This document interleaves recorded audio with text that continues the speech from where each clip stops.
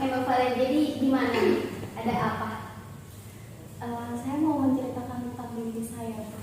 Oh mimpi, jadi Mbak Valen mau konsul mengenai mimpi. Nah kalau boleh tahu mimpinya itu seperti apa Mbak? Jadi gini Bu, saya selalu memimpikan mimpi yang sama, dan di situ ada sebuah aula. Nah, memang keberadaannya itu jauh dari saya. Nah, tapi semakin lama itu kok semakin mendekati saya. Saya kok bisa menghindar seperti patung. Akhirnya sampai ular tersebut mematok kaki saya. Dan setiap kali ular tadi mematok saya langsung terbangun dan saya langsung gelisah. Kira-kira solusinya bagaimana ya Bu? Oh oke, jadi untuk solusinya tentunya saya harus menjelaskan terlebih dahulu. Ini semua segala proses sesi konseling ini bergantung kepada Mbak Valen sendiri ya Mbak. Jadi jika Mbak Valen dapat kooperatif, dapat terbuka dengan saya, bekerja sama dengan baik, insya Allah sesi terapi ini akan berjalan dengan cepat dan Mbak Valen dapat menemukan solusinya. Oke, lalu sebenarnya sudah berapa lama Mbak Valen mengalami mimpi yang terus-menerus nih? Nah, apakah mimpi ini juga berpengaruh terhadap kegiatan atau kehidupan sehari-hari Mbak Valen, seperti mungkin Mbak Valen akhirnya mudah cemas ataupun jadi konsentrasi tidak dapat fokus, gimana Mbak? Sebenarnya cukup lama. Apalagi kalau saya nggak sengaja lihat berita seperti pembunuhan atau pemerkosaan, itu membuat saya terengah kembali. Kalau untuk kegiatan sehari-hari sepertinya tidak begitu mengganggu. Cuma perasaan saya aja sepertinya biasanya tergelisah. Berarti sudah tidak cukup mengganggu, cuman terkadang menyebabkan kegelisahan tersendiri ya Mbak. Nah, pertanyaan selanjutnya, apakah Mbak Valen mengkonsumsi obat-obatan tertentu gitu Mbak? Mengingat tadi Mbak Valen bilang Mbak Valen takut untuk tidur. Apakah itu menyebabkan Mbak Valen akhirnya mengkonsumsi obat-obatan tertentu? Tidak Bu. Oke, berarti Mbak Valen tidak mengkonsumsi obat apa-apa ya Mbak? Sekarang bisa nggak Mbak Valen menjelaskan bagaimana sih hubungan Mbak Valen dengan lingkungan sosial Mbak Valen, seperti di kampus, di rumah, ataupun di lingkungan sekitar? Kalau di kampus ya masalah ringan aja sih Bu. Biasanya tentang tugas-tugas. Kalau di rumah tuh ya mungkin ada sedikit kesalahpahaman. Dan kalau di lingkungan itu sepertinya aman sih Bu. Tidak ada masalah apa-apa. Oke, berarti tadi untuk masalah kesalahpahaman atau pertengkaran yang ada di keluarga, bisa dijelaskan seperti apa spesifiknya permasalahan atau pertengkaran tersebut?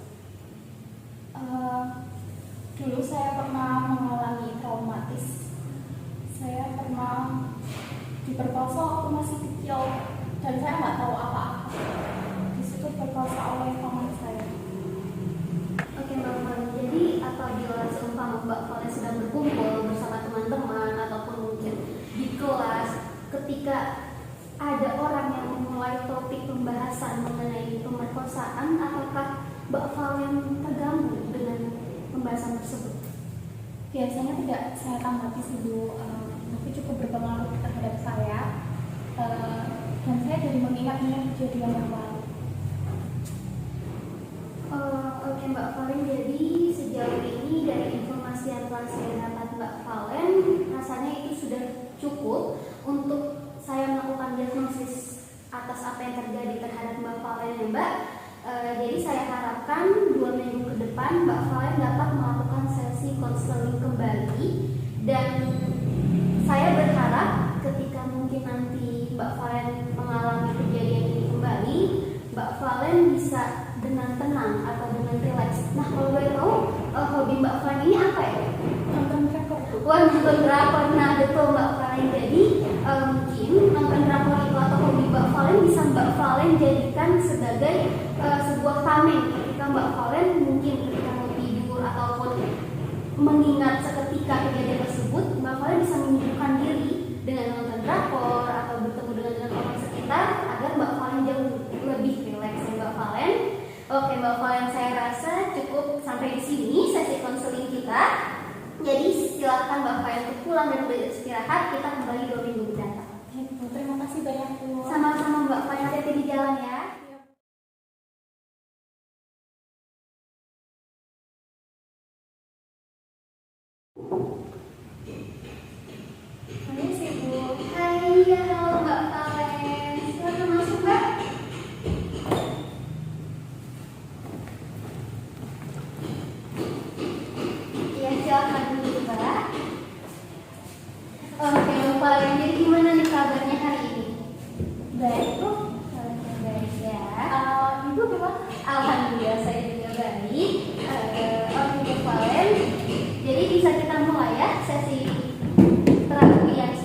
dua ini.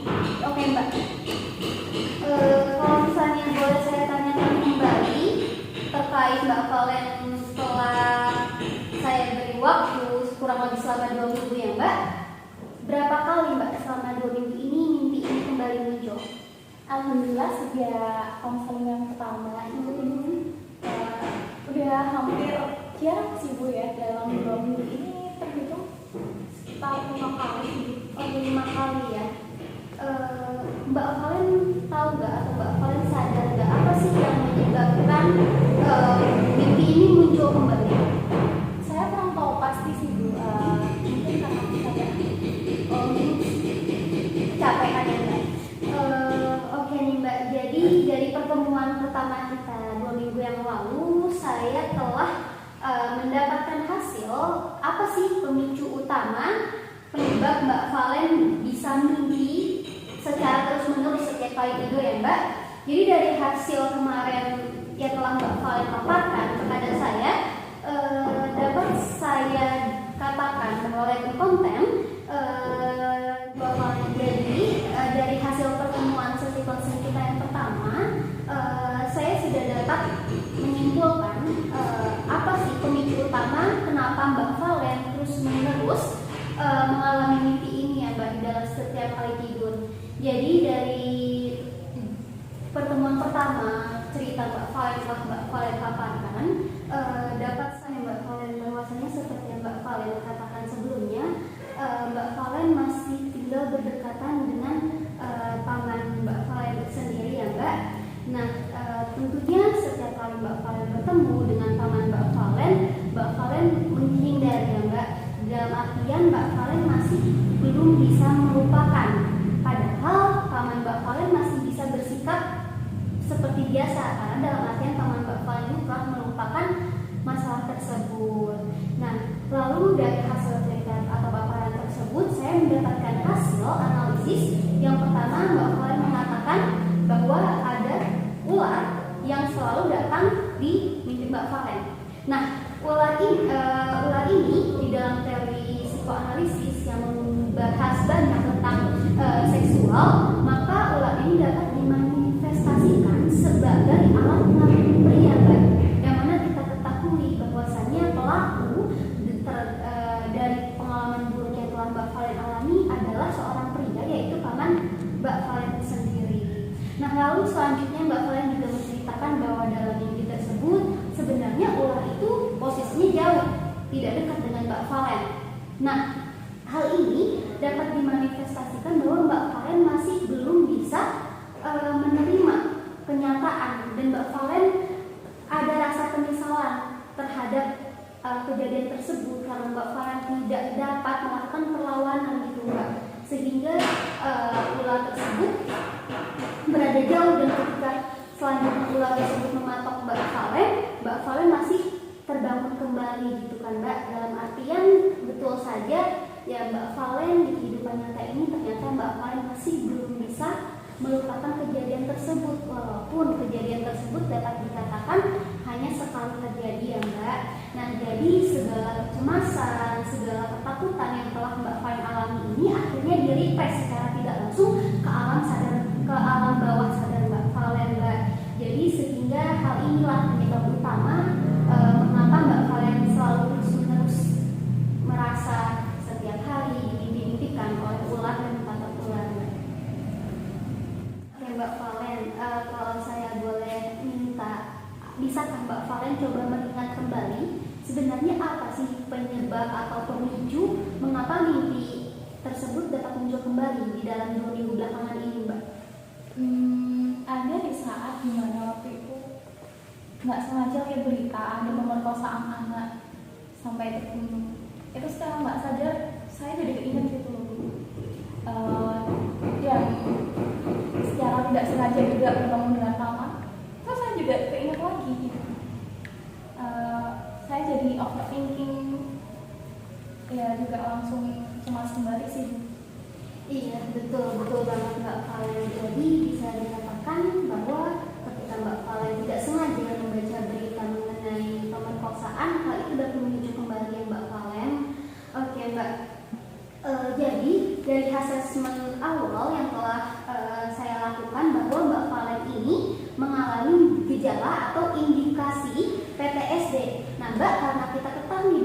Valen ini masih mengalami alhamdulillah hanya gejala ya Mbak, maka ada baiknya ini dapat kita cegah Mbak supaya tidak membesar dan menjadi sebuah gangguan.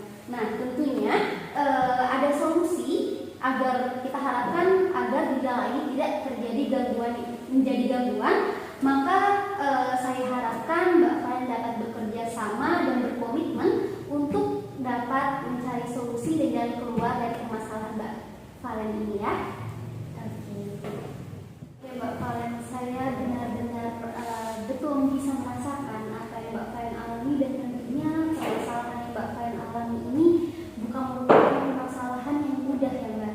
Dan saya benar-benar merasa mengapresiasi yang sebesar-besarnya karena Mbak Valen dapat bisa melawan segala permasalahan tersebut, walaupun kita ketahui masalah tersebut masih terus membekas ya Mbak. Tapi saya benar-benar salut kepada Mbak Valen karena Mbak Valen bisa berjalan sejauh ini ya Mbak.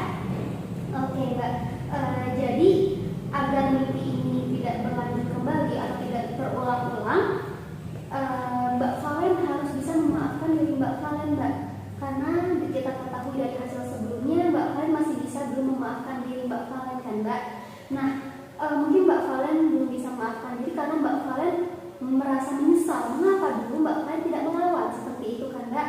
Tapi kan kita ketahui kejadian tersebut terjadi ketika Mbak Valen masih di usia belia, masih di usia kecil. Tentunya hal ini sangat wajar ketika Mbak Valen tidak dapat melakukan perlawanan Mbak. Jadi saya harap Mbak Valen bisa menerima segala kenyataan dan memaafkan diri Mbak Valen bahwa itu hal yang wajar ketika masih kecil Mbak Valen tidak dapat melakukan perlawanan. Dan tentunya Mbak Valen tidak harus selalu berinteraksi dengan pelaku Mbak. Nah memang kita ketahui bahwasanya memaafkan merupakan suatu hal yang harus kita lakukan mengingat kita sebagai manusia gitu kan Mbak.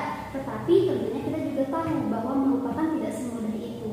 Nah maka dengan demikian ketika mungkin nanti Mbak Valen berinteraksi suatu saat dengan pelaku, mungkin Mbak Valen tidak harus melakukan pembatasan penuh atau memutuskan tali persaudaraan. Mungkin Mbak Valen bisa melakukan interaksi, namun interaksi dalam hal sewajarnya ya Mbak. Sekali lagi dengan demikian saya harap Mbak Valen dapat memaafkan diri sendiri, Mbak Valen dapat berdamai dengan masa lalu Mbak Valen, sehingga Mbak Valen dapat berjalan ke depan dan melupakan segala apa yang terjadi. Dengan demikian Mbak Valen akhirnya dapat memanajemen diri dengan baik, dan harapan saya mimpi-mimpi buruk ini tidak kembali terjadi. Dan tentunya apa yang telah terjadi kepada Mbak Valen di masa yang lalu dapat Mbak Valen jadikan pelajaran, sehingga harapannya Mbak Valen dapat menghindari hal-hal yang dapat memicu kejadian tersebut kembali terjadi ya Mbak. Oke Mbak Valen, lalu apa ada yang ingin Mbak Valen sampaikan kembali? Saya tidak menyangka ternyata hal-hal kecil aja itu bisa menjadi impact dari apa yang terjadi di masa lalu. Dan saya juga akan berusaha untuk memaafkan diri saya sendiri mulai sekarang.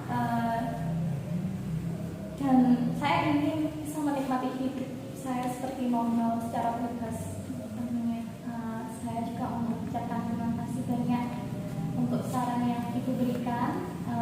Saya berusaha untuk bisa menerapkan di depan saya. Terima kasih banyak. Iya, sama-sama Mbak Valen. Jadi apakah ada yang ingin disampaikan yang kembali? Sepertinya tidak ada. Sudah cukup ya Mbak Valen. Baik, sebelumnya Mbak Valen harus ingat bahwa segala sesuatu tidak ada yang terjadi instan begitu saja. Semua butuh proses selama kita mau berusaha untuk mengatasi atau menjadi lebih baik ya Mbak Valen. Insya Allah segala sesuatu atau masalah ini akan selesai secara pelan-pelan ya Mbak. Oke Mbak Valen, jadi mungkin cukup sampai di sini sesi konseling kita. Alhamdulillah, dan semoga sesi konseling ini dapat bermanfaat dan berdampak baik terhadap kehidupan Mbak Valen ke depannya ya Mbak Valen. Saya ucapkan terima kasih. Sekarang Mbak Valen bisa pulang. Terima kasih banyak Bu. Sama-sama Mbak Valen, di jalan ya.